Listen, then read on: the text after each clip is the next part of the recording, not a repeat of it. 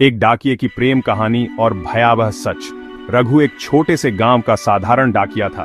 वह हर दिन अपनी साइकिल पर सवार होकर गांव के घर घर चिट्ठियां पहुंचाता था। उसकी सादगी और मधुर स्वभाव के कारण गांव के लोग उसे बहुत पसंद करते थे। एक दिन रघु की मुलाकात गांव के सबसे पुराने और रहस्यमय हवेली की ओर हुई। वह हवेली सालों से वीरान थी, लेकिन हाल ही में वहां कोई रहने आया था। रघु को वहां एक चिट्ठी पहुंचानी थी। हवेली के चारों ओर घना अंधेरा छाया हुआ था और वह हवेली एक पुरानी धुंधली याद की तरह लग रही थी। रघु ने दरवाजे पर दस्तक दी और एक कोमल आवाज सुनाई दी, आ जाइए, दरवाजा खुला है। वह अंदर गया और देखा कि एक सुंदर गोरी युवती सफेद साड़ी पहने उसकी ओर देख रही थी। युवती का नाम सुरभि था। उसकी आंखों में एक अजीब सा आकर्षण था, जिससे रघु का दिल धड़कने लगा। दोनों की बातों में एक अजीब सी कशिश थी और धीरे धीरे वह मुलाकातें प्रेम में बदलने लगीं। रोज उस हवेली में जाने लगा। सुरभि के साथ उसकी बातें दिन की सबसे अच्छी घड़ी बन गई। लेकिन एक दिन रघु ने हवेली के पास गांव के बुजुर्गों को देखा।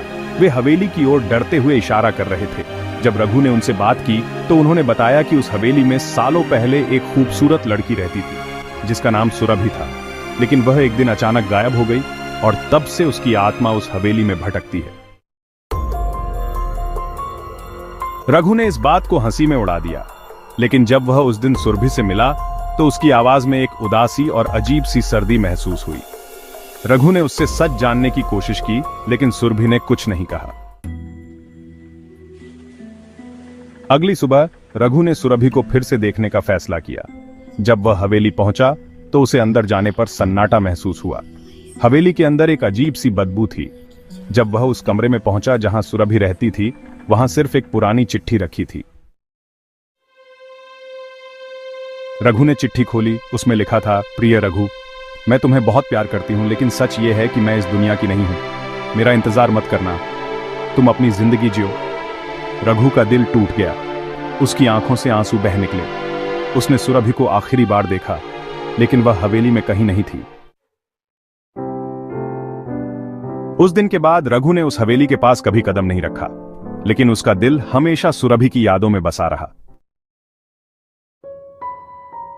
रघु के जीवन में सुरभि एक खूबसूरत सपना बनकर रह गई, जो कभी पूरा नहीं हो सका। लेकिन गांव के लोग कहते हैं कि जब भी रघु किसी को चिट्ठी देने जाता है तो उसकी साइकिल के पीछे एक सफेद साड़ी वाली लड़की दिखती है, जो बस एक पल के लिए नजर आती है और फिर गायब हो जाती है।